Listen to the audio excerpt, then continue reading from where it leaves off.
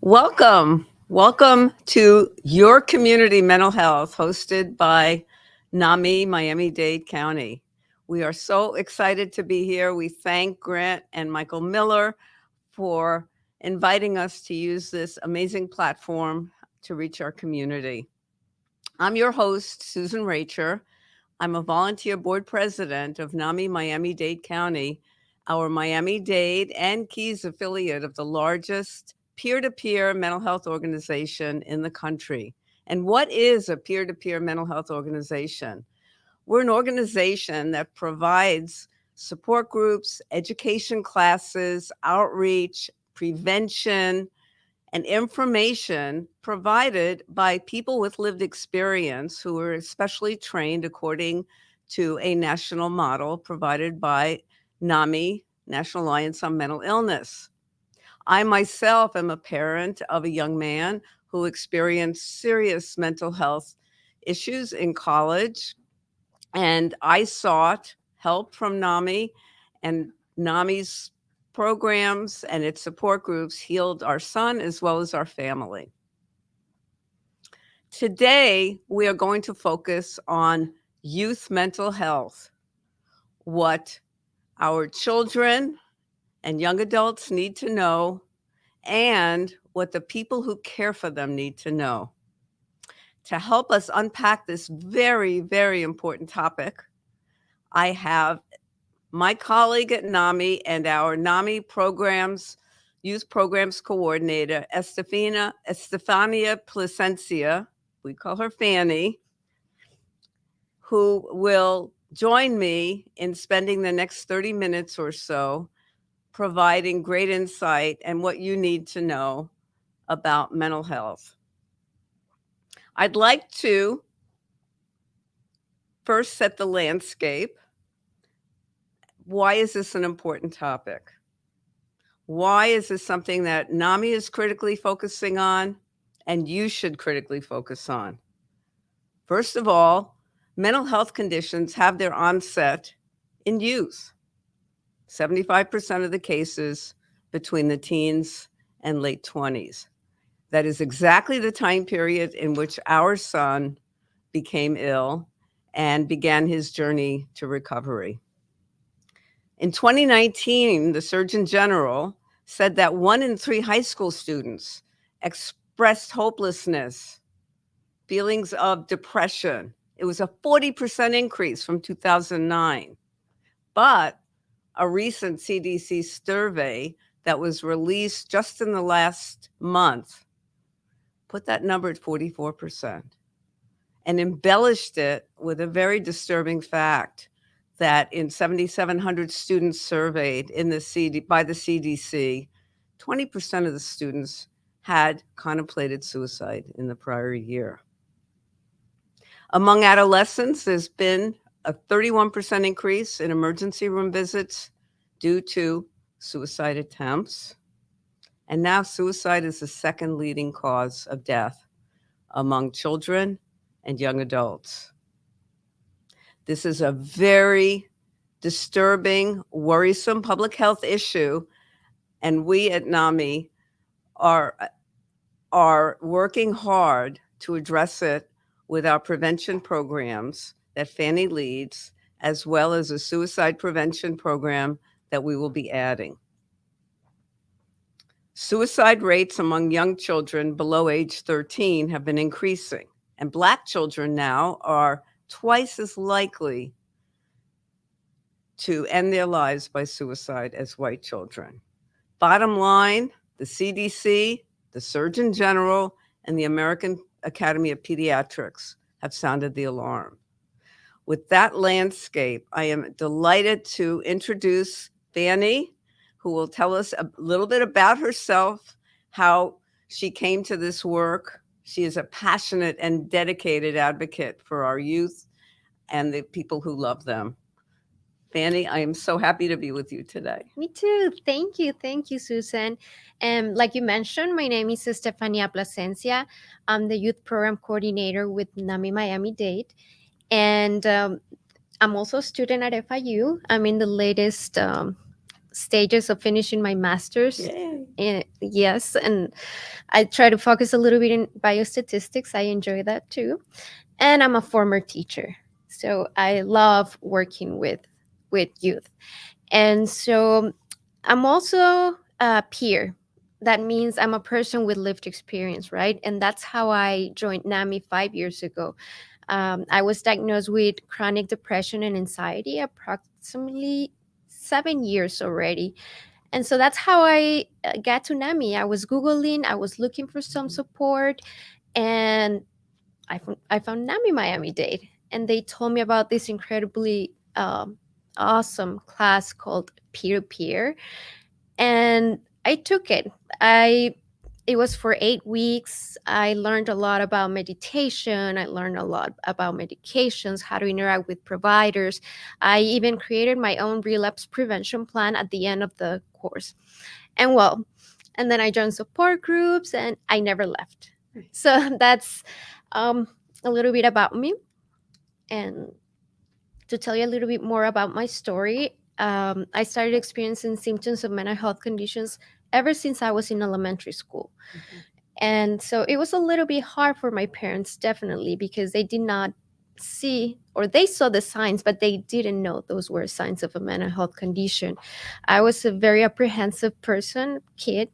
I felt that everything that I did needed to be perfect. Otherwise, I would have these huge meltdowns. I would also be this shy, quiet kid at the same time. And so the same happened in middle school, high school, but obviously my mental health condition was expressing itself in different circumstances, right? So I stopped getting out. I started harming my relationships with family and friends, and I stopped getting out. Um, I started experiencing some uh, paranoid thoughts. So I thought there was someone outside my house. Uh, and well, it wasn't like that. It was until a person that is really close to me convinced me to seek professional help. And that's how I started my journey of recovery. And I'm doing pretty well. Yes. I So, would say you're doing really well. And thank you for sharing your story with the audience. It's very uplifting because one of the things that is a great myth about mental health conditions is that you don't recover. And the truth is that people do, and that the recovery rates are as high as any other type of medical condition if they're treated properly and early. And you brought out a couple of very interesting trends that really affected my family as well.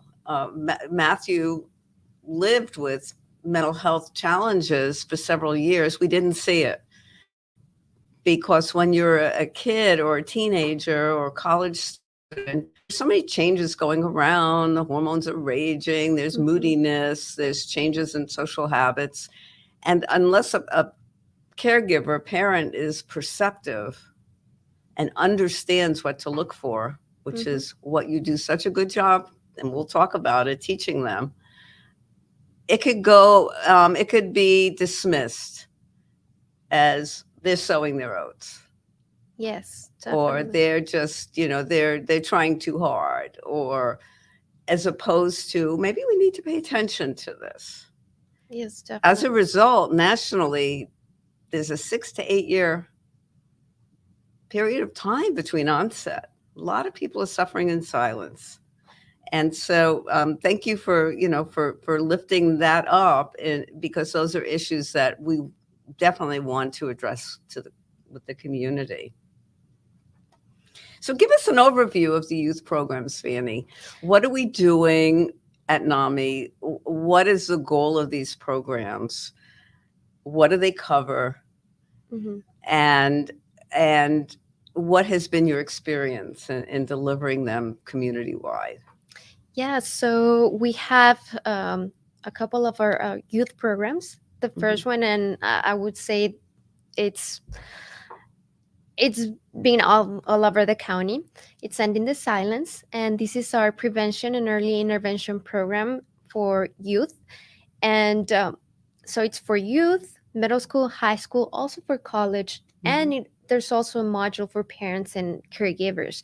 And during this program, they learn about the warning signs of mental health conditions, how to get help in Mhm. case themselves are experiencing or someone else are experiencing a symptom of a mental Mhm. health condition. Mhm. We provide them with resources, we provide them with coping strategies, and most importantly, we teach them how to ask for help, because this is actually one of the most frequently asked questions by the students.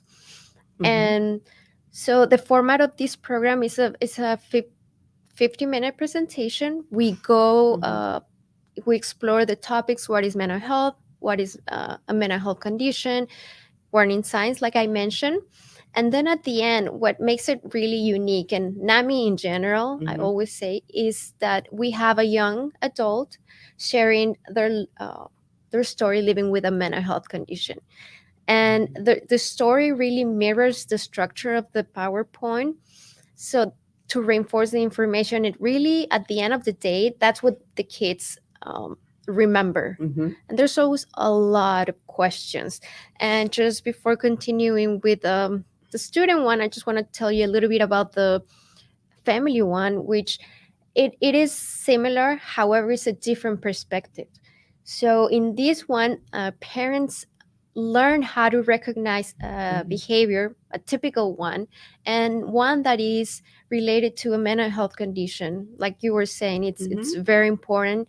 They also learn how to interact with providers, with school staff, and how to communicate with their loved ones. So it's also been really good. Parents have Mhm. loved it, and we have them both in English and Spanish. Wonderful. Yeah. And we have NAMI on campus. NAMI on campus, it's a very exciting extension of NAMI's mission in the campus Mhm. community. And these clubs is a student-led club. So they bring awareness. They provide resources to the community in campus, and they try to collaborate with the they collaborate with the affiliate Mhm. and a lot of events. Mhm. So right now we have one at FIU, one at UM, another one at FMU, and also at MDC College, Great. North and West. Why is that Yeah. important? I read a statistic that over half of the cases of juvenile mental health problems, illnesses, disorders go untreated. Mhm. Why is that? And what is NAMI doing to offset that? What are those barriers that are preventing kids from getting help, or their parents from seeking help for them, or college students getting the help they need? Yeah. So one of the biggest barriers is education. Hmm. Really, we give them practically like a dictionary of feelings that could be a warning sign, so they can name whatever they're feeling. And also stigma, because there's still a lot of stigma. They feel ashamed, they don't want to talk to their parents, or they mention that um, their parents do not believe in mental health conditions, and they're asking for help or and trying to figure out. The experience has been overwhelming. Every single presentation, we have a lot of questions. And the most frequently asked questions, like I said, is how can I ask for help? It's how can I tell my parents, Hmm. especially if they don't believe in mental health conditions? And what can I do if I want to help someone who doesn't want help?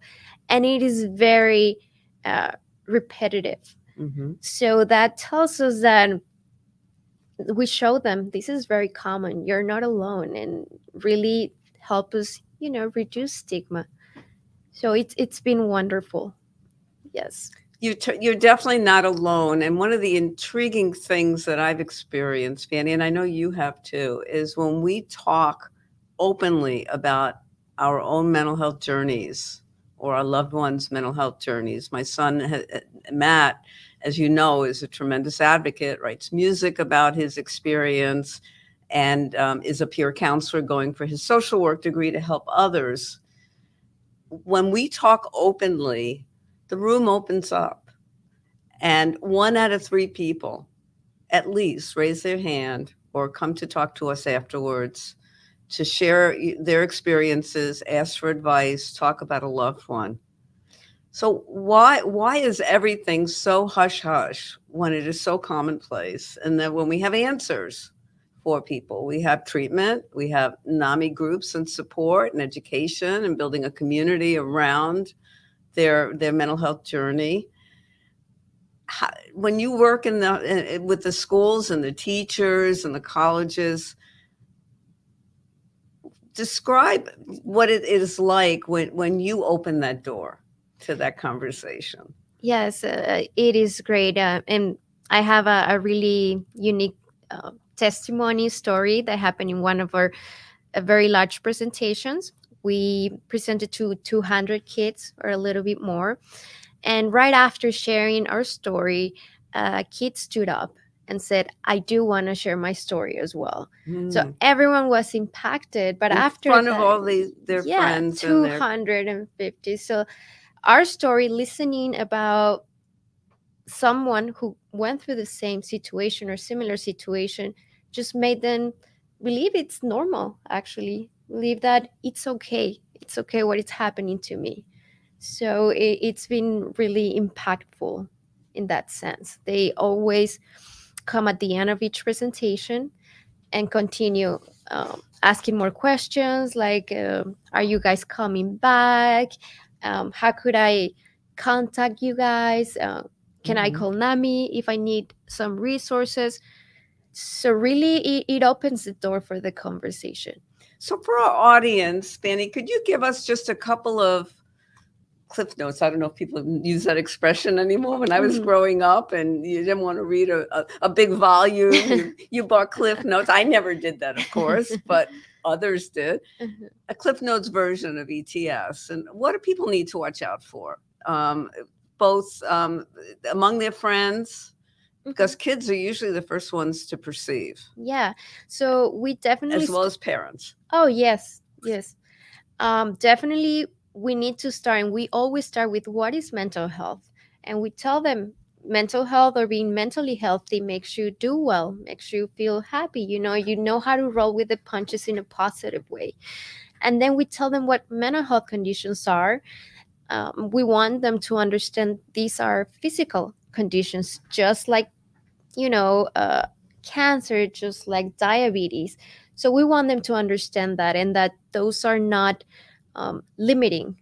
Those shouldn't be in the way to achieve your dreams.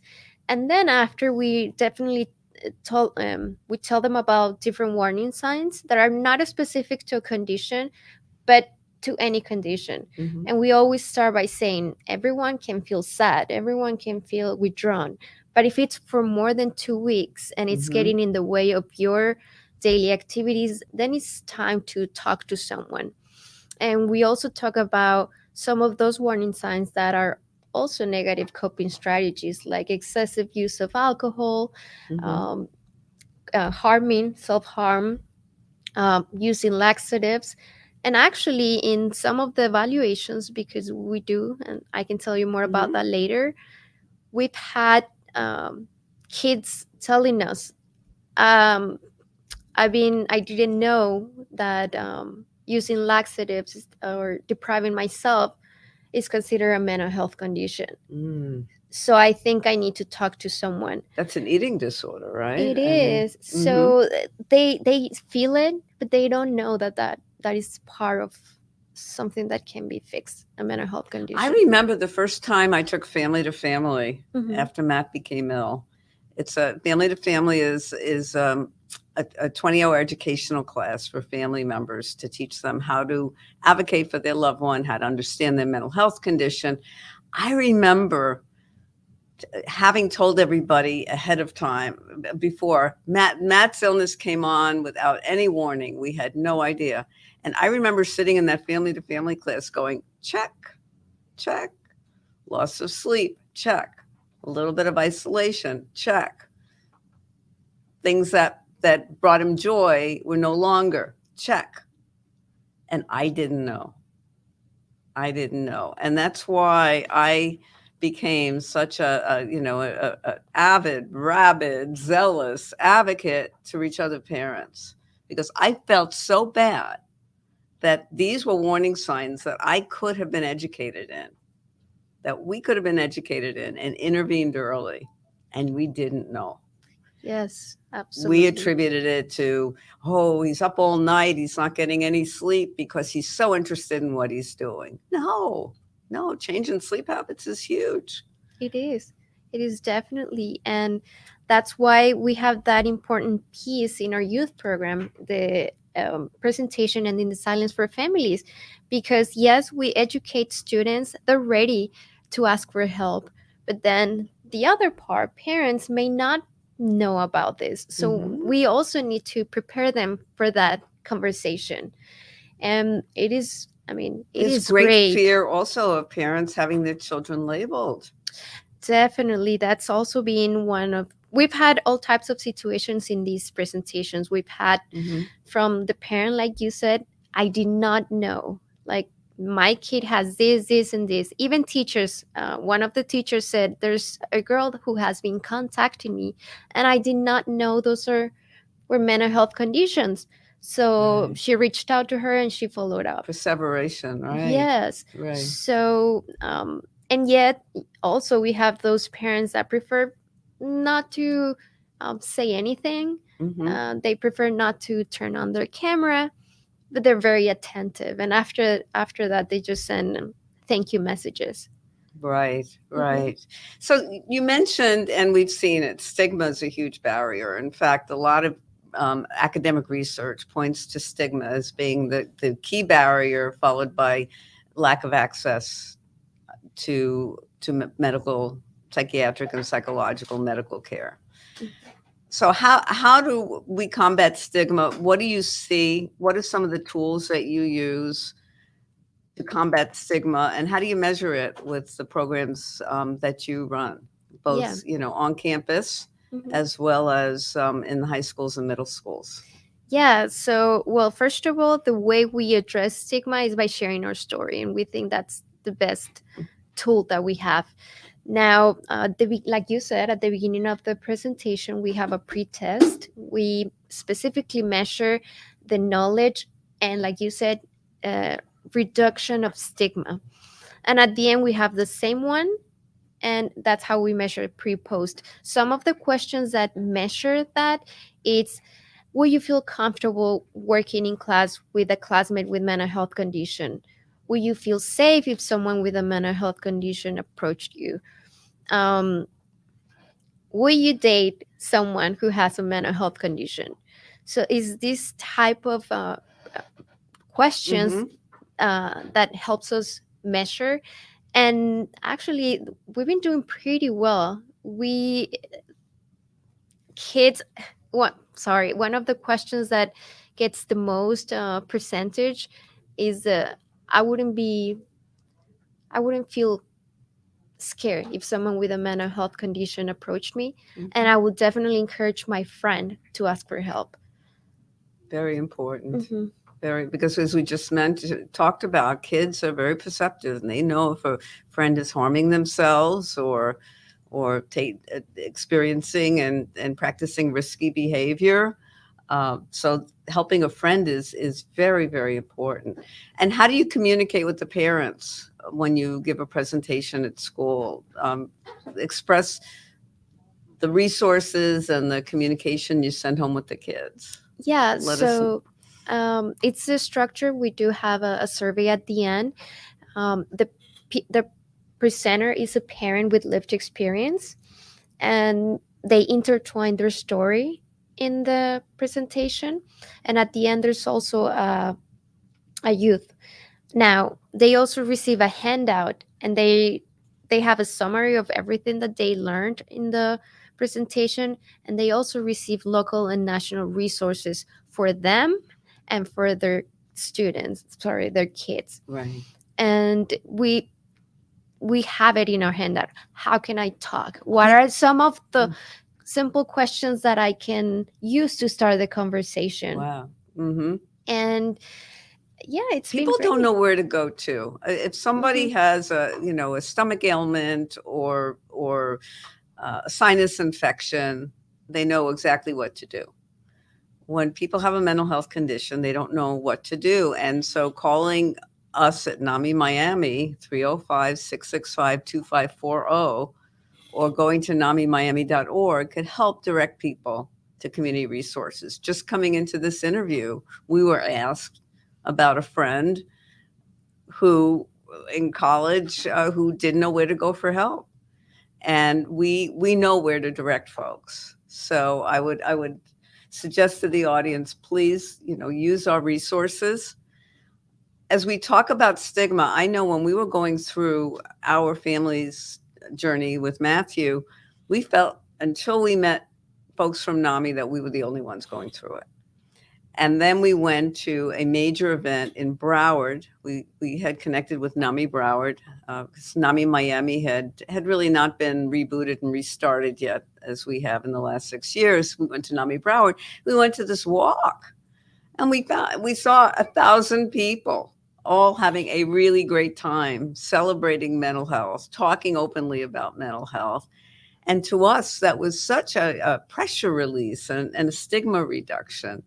So tell everybody a little bit about our walk, and I'll chime in so that we can lift up awareness and educate and also expose people to resources on May 21st. Yes, so we're very excited. And you're wearing your walk I'm wearing my, t-shirt? yes.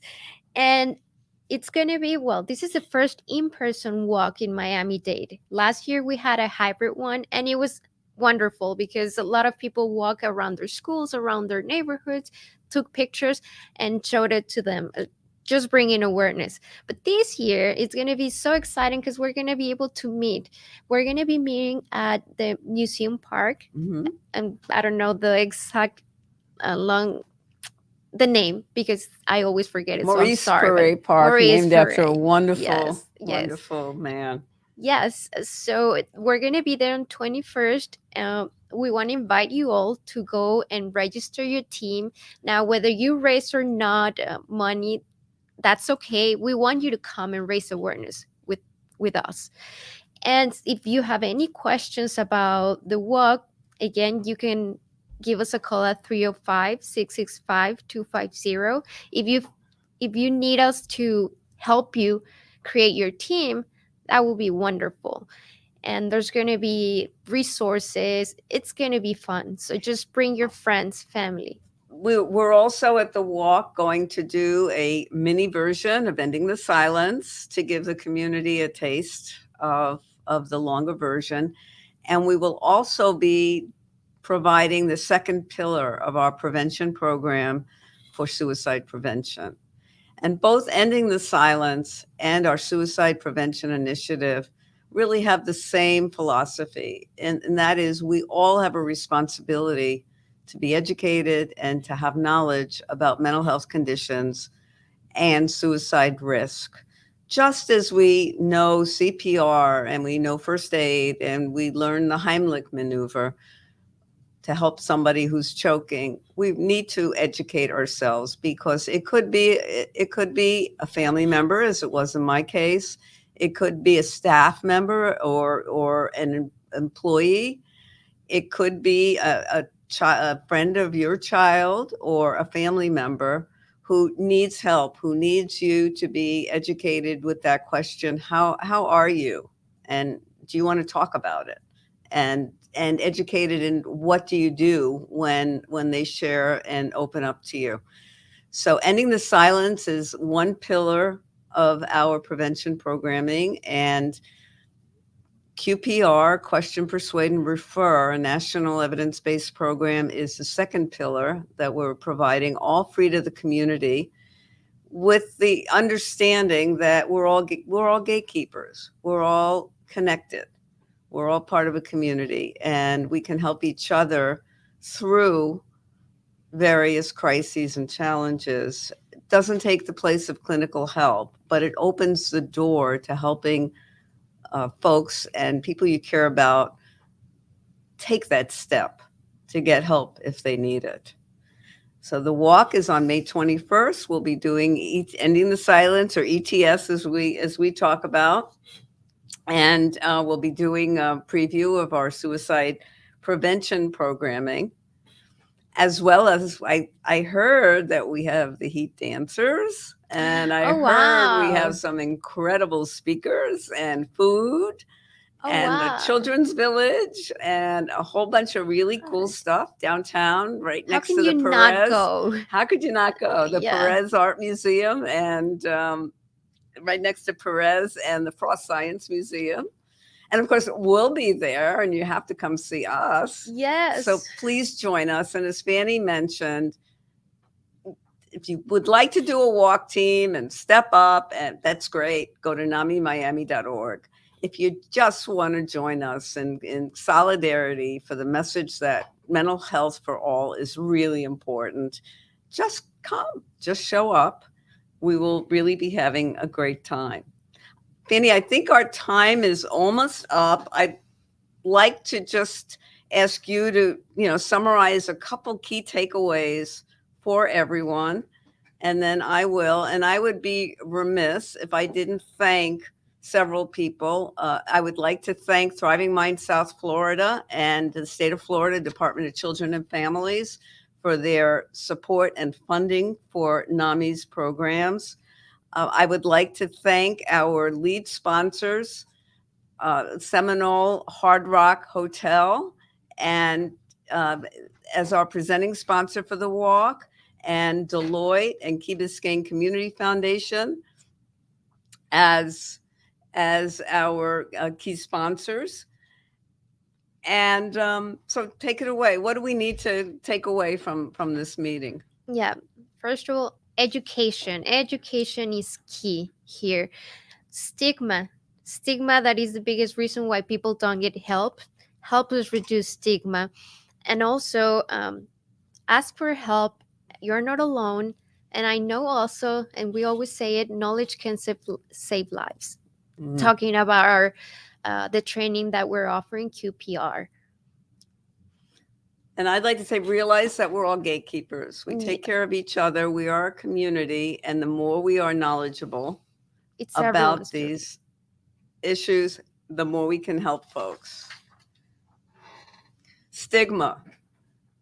The way we eliminate stigma is to talk, is to be present, is to come to a walk, is to engage in mental health programming, to be involved in mental health programming with community organizations like NAMI.